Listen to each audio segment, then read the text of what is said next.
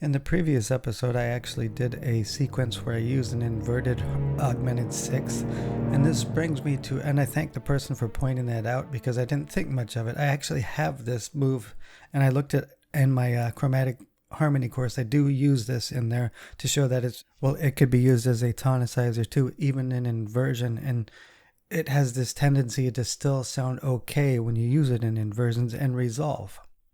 Another thing is this is a good lesson on finding harmonic licks. I actually was listening to, strangely enough, a couple weeks ago, Wagner, and I heard the same move in it, so I downloaded the sheet music for the piano reduction because I don't want to read through the full orchestrated version, and I found him doing this augmented 6 lick in inversion. So anyways, in the previous episode, I did this augmented 6 chord in inversion like this and then resolved it where you'd normally resolve it. But I didn't expand out like the traditional way they tell you, okay? That's why I say study composers, get theory books, but study composers. Now here's a prime example. We'll just go ahead and play this back for you in a second where he's doing exactly this. And I'm going to explain why we're not going to call this an F7 chord.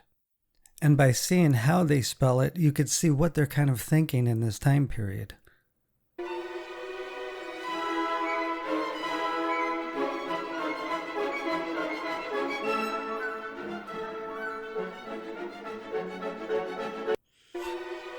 Oops, I accidentally hit the start again. But here's the, so it's the same harmony in both the first and second bar. So let's go to the second one.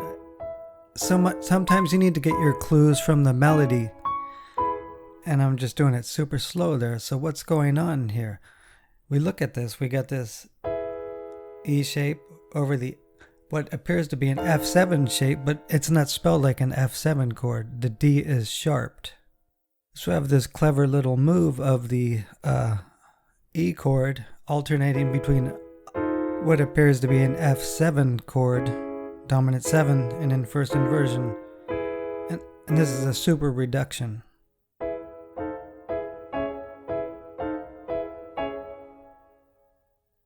And after that, he actually shifts this down to the A chord and does the same exact harmonic scheme. Now, he's not really in E or A because he doesn't start in key. He starts with a highly chromatic passage, goes to this, then goes back into a highly chromatic passage. So it's really hard to say what key we're in. This is chromatic harmony. And unfortunately, composers like Wagner will do that to you. So this is why we're not calling it an F7th, because that D is sharp, indicating an augmented 6 interval. But the augmented 6 interval is in the bass, the lowest note. Doesn't have the same function as an F7. It's not acting like a dominant chord. Thus we have a new harmonic lick, okay? So interestingly enough, this is very similar to tritone substitution kind of moves.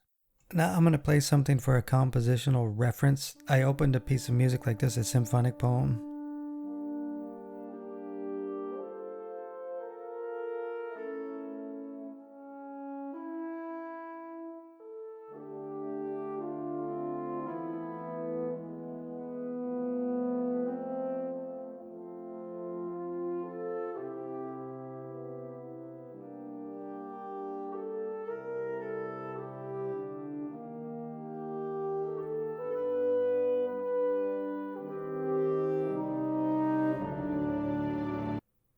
Okay, so I played this because this main melody is prominent throughout the whole thing. I'm going to play it a little faster than I did in open. And I wrote this as homage to these late romantic composers.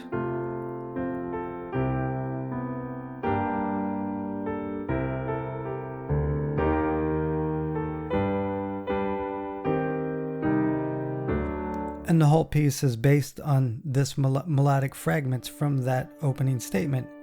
Like later on I do something like this.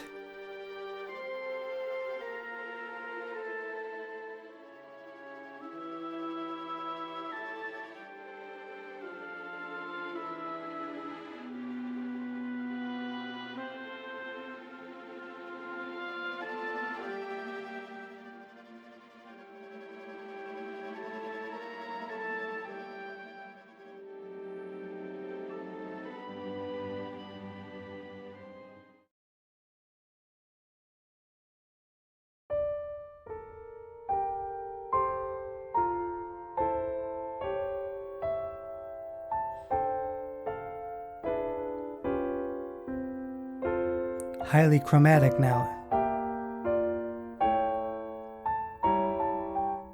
So the reason I'm doing this is because I want to show how I use this inverted augmented 6. I use it to close out something after it became really dramatic and started to fade away.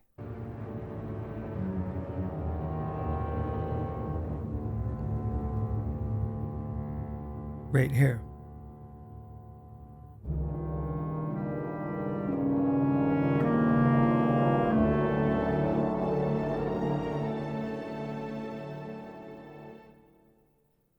Again.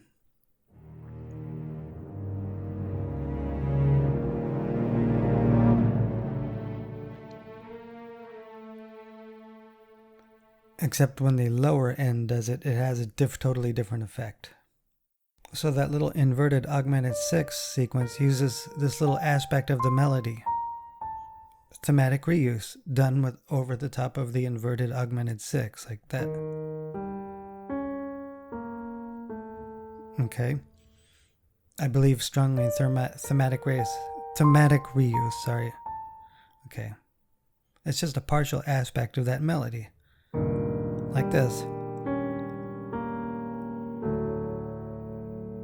And it's a nice way to really close something out. Now we have the inversion up to bass doing it. Now the resolution is interesting there because that doesn't resolve to the root of the D, it resolves to the 5th.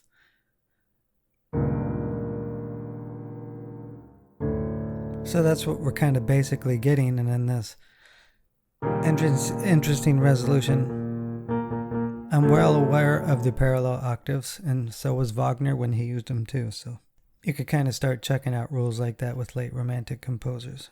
Anyway, that doesn't matter. You could still do that augmented 6 chord like this, and in a different inversion. That's why I wanted to point it out, because when the bass takes it, that's what you hear. The basses and the cellos, I'm sorry. Restating the thematic motif, So let's just get to some practical use. Let's say you're in A harmonic minor. One of the reasons I might choose an augmented 6 chord in an inversion is to use a secondary function kind of sound, but still keep the F note or the C note, okay, instead of doing a secondary dominant, like this.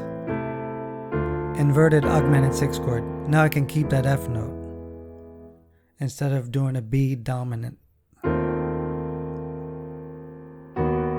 Instead of that. And you notice it works out nicely. So now you're not stuck with that 5 of 5. And that's part of chromatic harmony, by the way. Let's do it like this. Let's say I want to keep the C constant, like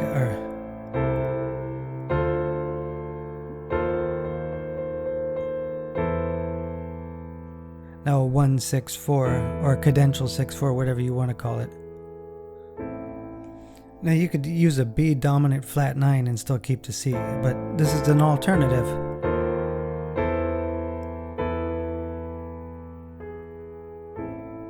And has a much more interesting effect to me than the pure secondary dominant. Instead of that, you could use it in some kind of pulsating inversion sequence. Really simple.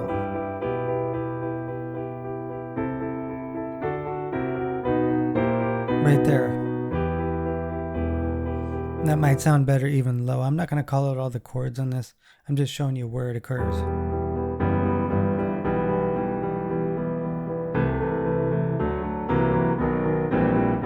So it still has that predominant function, except it's being used in a way that you'd probably never thought of before.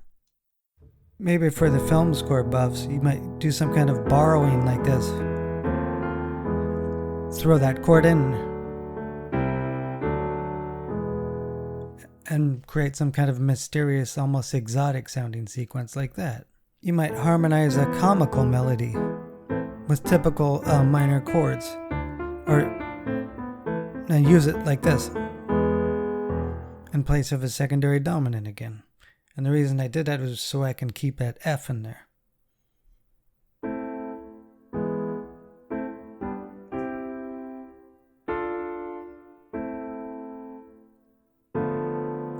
Keep the F in there.